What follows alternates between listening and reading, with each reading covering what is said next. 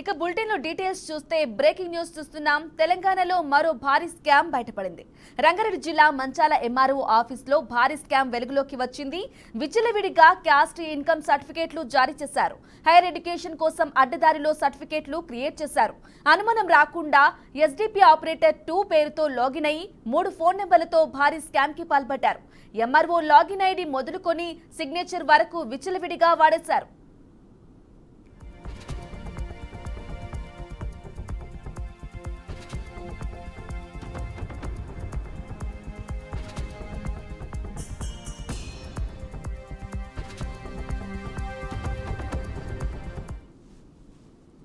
ఎనిమిది 800 మంది స్థానికేతరులకు కుల ఆదాయ ధృవీకరణ పత్రాలు జారీ చేశారు.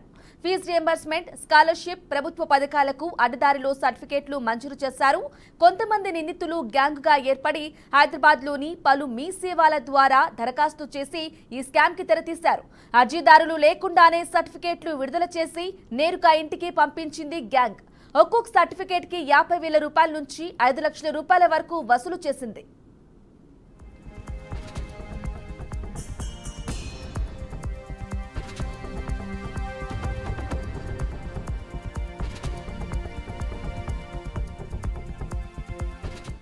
వీఆర్ఏ, డీటీ, ఆర్ఐల రిపోర్టుల ప్రమేయం లేకుండానే గుట్టు చప్పుడు కాకుండా వ్యవహారం నడిపించింది.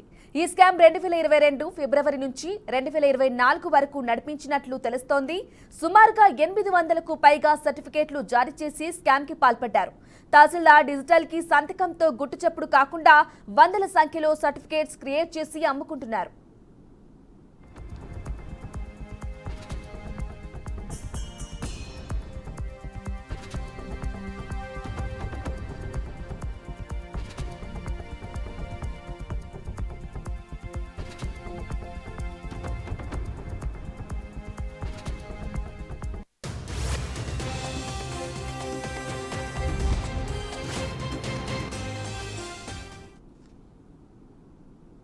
జిల్లా మైనార్టీ ఆఫీస్ నుంచి మండల కార్యాలయానికి లెటర్ రావడంతో పరిశీలించిన అధికారులు స్కామ్ను గుర్తించారు.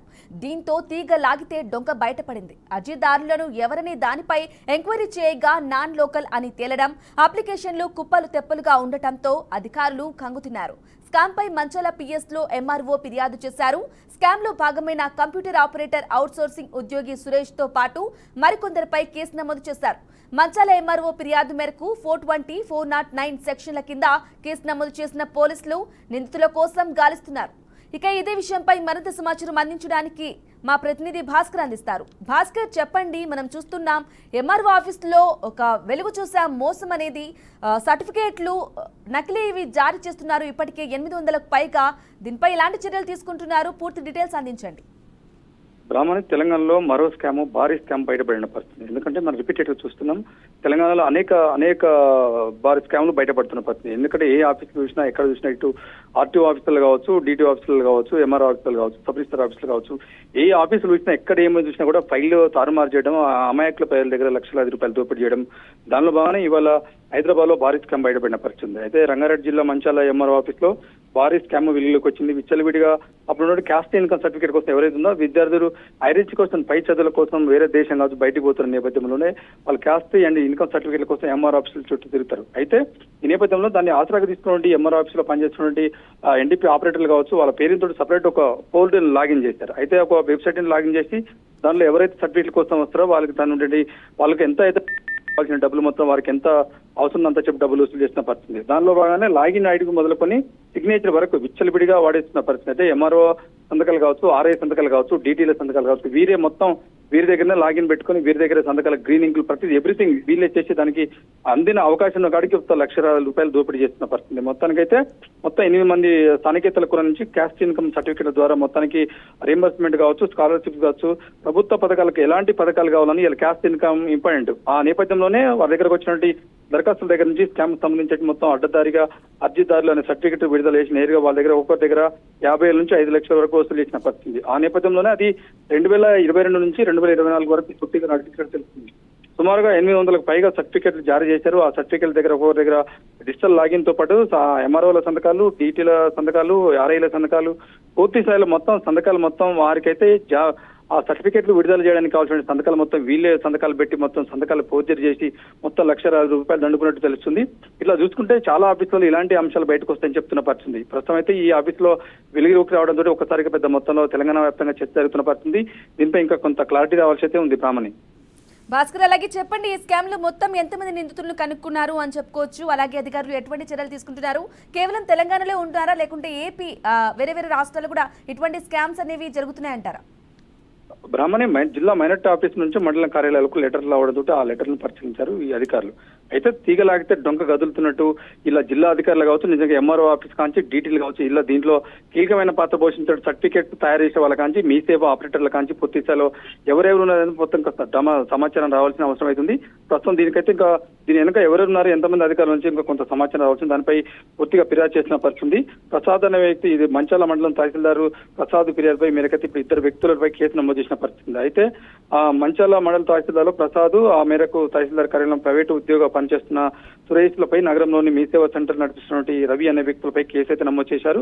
దీనిపై ఇంకా కొంత క్లారిటీ రావాల్సింది. ఎవరెవరు దీని వెనుక ఎవరెవరు ఉన్నారు, ఎంతమంది ఉన్నారు అనే సమాచారం ఇంకా రావాల్సిన అవసరం అవుతుంది.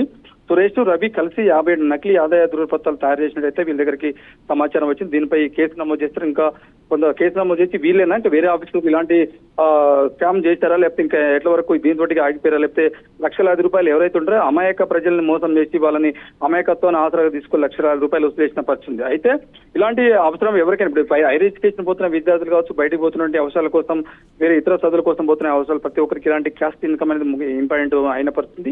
ఆ నేపథ్యంలోనే దీన్ని మీ సేవను అడ్డం పెట్టుకుని డీటీ కావచ్చు, ఎంఆర్ఓ కావచ్చు, వారిని పూర్తి స్థాయిలో వాళ్ళ సంతకాలు పూర్తి చేసి ఇలాంటి సర్టిఫికేట్స్ తయారు చేసినట్టు తెలుస్తుంది. అయితే దీనిపై ఇంకా కొంత సమాచారం అయితే రావాల్సింది. దీని వెనక ఎవరున్నారు, ఎవరు చేయడానికి కారణం అని చెప్పేసి ఇంకా కొంత కేసు అయితే నమోదు చేసిన పరిస్థితి. దీనిపై మరింత సమాచారం వచ్చే అవకాశం అవుతుంది. బ్రాహ్మణి, భాస్కర్ చెప్పండి, అలాగే కేవలం 1 కాదు 2 కాదు, ఏకంగా 800కు పైగా సర్టిఫికేట్లు ఇలా నకిలీ స్కామ్ ద్వారా ఇచ్చినారు అంటే పై అధికారులు కొంత సపోర్ట్ ఉందనుకోవచ్చు అంటారా? బ్రాహ్మణి, మీరు అన్నది కరెక్ట్. ఎందుకంటే ఇలాంటి ఒక క్యాస్ట్ ఇన్కమ్ సర్టిఫికేట్ చేస్తే అది ప్రభుత్వం నుంచే జారీ చేయాల్సిన అవసరం ఉంది. ఎందుకంటే దానికి ఒక లాగిన్ ఉంటుంది. జేసీ కాంచి, కలెక్టర్ కాంచి, ఎంఆర్ఓ కాంచి, డిఆర్ఓ కాంచి, ఆర్డీఓ కాంచి, ఎవ్రీథింగ్ ప్రతిదీ వాళ్ళు అంతా పూర్తిగా పరిశీలించిన తర్వాత క్యాస్ట్ ఇన్కమ్ నిజంగానే ఆయన ఒక లబ్ధిదారునికి ఎంత ఇన్కమ్ వస్తుంది, ఎంత ఆదాయం ఉందంటే దాంట్లో ఏమేమి సబ్మిట్ చేసినట్టు దాంట్లో ఆధార్ కార్డు కావచ్చు, పాన్ కార్డు కావచ్చు, ఇతర everything submit. Brahmani, right Bhaskar, thank you for the updates.